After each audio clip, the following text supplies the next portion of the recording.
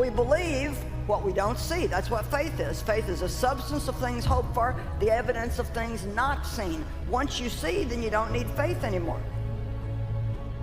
Faith means you have it in your heart before you have it in your circumstance. But it really can be just as good as having it if you really trust and believe God. Before you were ever born, God pondered plans He had for you. Before there was even a single day to your existence. And He established your purpose before you were ever created in your mother's womb. They were actually recorded or written in His book. You have to take the plunge.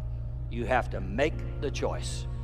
Go ahead and make the best decision you can make. And when you've done that, leave the results to God, because God's purpose will stand. And if yours are not, He will correct it, He will redeem it, and He will still keep you on the right path to your future destiny and will not forsake you.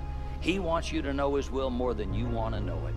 And I think one of the reasons that people live out of the will of God is they're not willing to take the first step.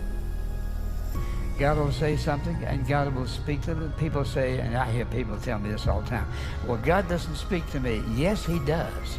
You may not be listening, but He does. God doesn't play favorites. He loves us all.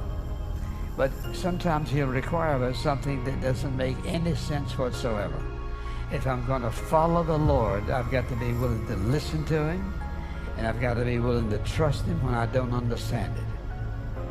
You may have some things you don't understand. You can't figure out. You don't see the answer. That's okay. You don't have to see it. This is a key to faith. Trusting when you don't understand. Trusting when you don't have the answers. Trusting when it seems like just the opposite of what you were hoping for. Quit worrying about those things you can't figure out. God has you in the palm of His hand. I know not how this is going to work out, but I do know who's on the throne. I do know who's directing our steps. I do know who's planned out our days. God has plans for me. Jeremiah 29, verse 11, the New Living Translation reads, God says, for I know the plans. I know them. I know the plans, plural, so He must have some plans, plural ones. I know the plans I have for you, says the Lord. They are plans for good and not for disaster, to give you a future and to give you a hope. So God has great plans for you. He promises that His plans for your destiny are only good ones. No disasters are planned for you by God. And here's what I've noticed. Even if you trust God and make a mistake, if you genuinely make a mistake, God has the most awesome ways of correcting that mistake. He knows your heart. He knows you're willing to do what He requires of you. And God knows better than we do that some things He requires of us is very difficult. But the question is, are you listening? And secondly, are you trusting that whatever He says for you to do, that you're to do? Abraham, and I'm glad this is in the Bible, he made some wrong choices. But God didn't stop blessing him. He didn't cast him aside. Listen, before God ever created anything in this life, He knew that His finest children would make mistakes. They would sin against Him. They would disobey Him. Because living in the world in which you and I live in, that we make mistakes. There are times of weakness, there are times of failure. And God forgives and He keeps moving us. He can put you exactly where He wants you to be.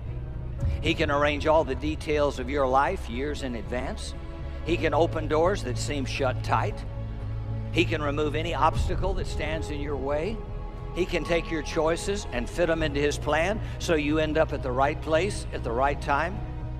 He can even take your mistakes and bring good out of them. Don't forget, He's our Redeemer. He redeems things. He can take tragedy and use it for your good and His glory. All He needs is a willing heart, just someone to reasonably cooperate. This doesn't mean you won't have to make difficult and hard choices. You will. But it takes the pressure off because it means you can trust God to take your decisions, your choices, and use them to accomplish His will in your life. Proverbs 3, 5, and 6. Trust in the Lord with all your heart. Lean not to your own understanding. In all your ways acknowledge Him, and He will direct your path.